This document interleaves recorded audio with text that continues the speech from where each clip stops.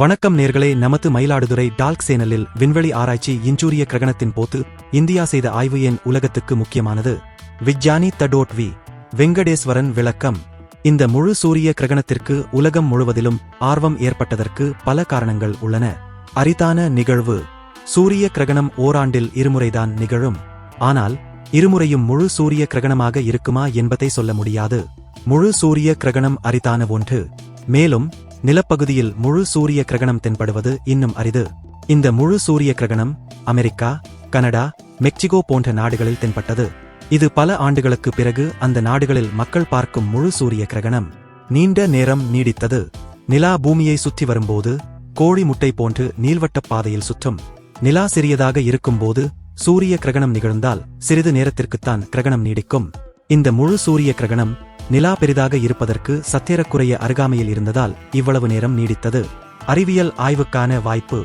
சூரியனின் காந்தப்புலம் எப்படி இருக்கிறது என்பதைப் பொறுத்து சூரிய புயல் உண்டாகும். சூரியனின் காந்தப்புலங்களை முழு சூரிய கிரகணத்தின் போது மட்டுமே பார்க்க முடியும். உலகளவில் பல நாடுகள் இந்த சூரிய கிரகணத்தை பயன்படுத்தி சூரியனின் காந்தப்புலங்களை ஆராய்ந்தன. பொதுமக்களின் ஆர்வம். வானியல் நிகழ்வுகள் குறித்த ஆர்வம் எல்லோருக்கும் அதிகரித்துக் கொண்டே வருகிறது. முழு சூரிய கிரகணம் ஒரு அற்புதமான காட்சி. இதை நேரில் பார்க்க பலர் ஆர்வம் காட்டினர்.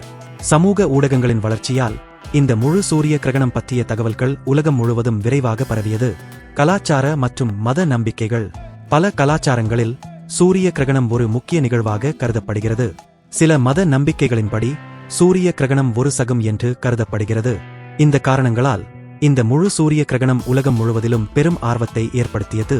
இந்த முழு சூரிய கிரகணம் நீண்ட நேரத்திற்கு நீடித்ததற்கு இரண்டு முக்கிய காரணங்கள் உள்ளன. நிலாவின் அளவு. நிலா பூமியை சுற்றி வரும்போது கோழி முட்டை போன்ற நீள்வட்ட பாதையில் சுற்றும்.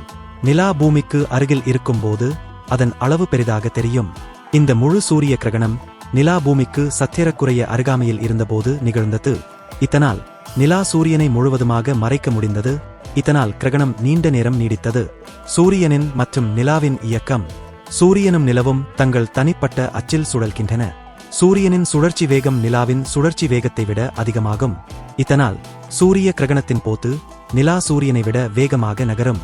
இதனால் சூரிய கிரகணம் நீண்ட நேரம் நீடித்தது.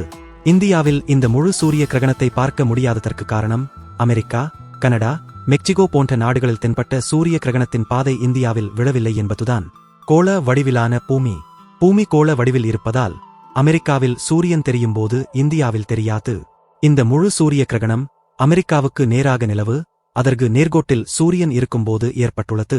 அதனால் இந்தியாவில் தெரியவில்லை. மேலும் அமெரிக்காவில் சூரிய கிரகணம் நிகழ்ந்தபோது ஏற்கனவே இந்தியாவில் இரவு நேரம் என்பதால் அதை நம்மால் பார்க்க முடியவில்லை. இந்தியா சார்பில் கொல்கத்தாவில் உள்ள ஐசர் நிறுவனம் மூலம் இந்த சூரிய கிரகணத்தின் போது சூரியனின் காந்தப்புலங்களை ஆய்வு செய்யப்பட்டது. ஐசர் நிறுவனத்தின் ஆய்வு. ஐசர் நிறுவனம் சூரியனின் காந்தப்புலங்களை ஆய்வு செய்ய சூரிய கிரகண ஆய்வு விமானம் என்ற விமானத்தை பயன்படுத்தியது. இந்த விமானம் சூரிய கிரகணத்தின் போது சூரியனின் வளிமண்டலத்தில் பறந்து சூரியனின் காந்தப்புலங்களை பற்றிய தரவுகளை சேகரித்தது.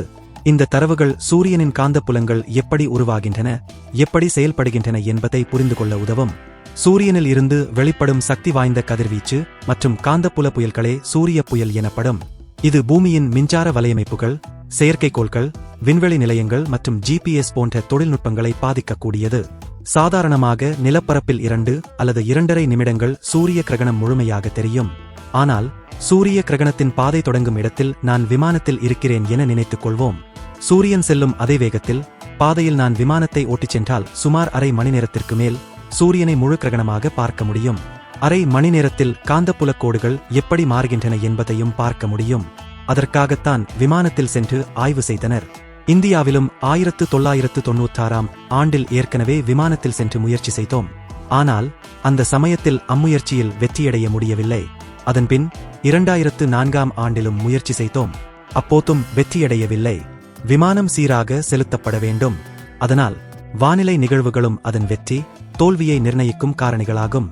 கடந்த காலத்தில் சூரிய கிரகணத்தின் போது மேற்கொள்ளப்பட்ட ஆராய்ச்சிகள் குறித்தும் வி வெங்கடேஸ்வரன் விளக்கினார். நமது இந்த காணொளி இத்துடன் நிறைவடைகிறது. உங்கள் ஆதரவை லைக், கமெண்ட், ஷேர் செய்து தொடரலாம். நன்றி, வணக்கம்.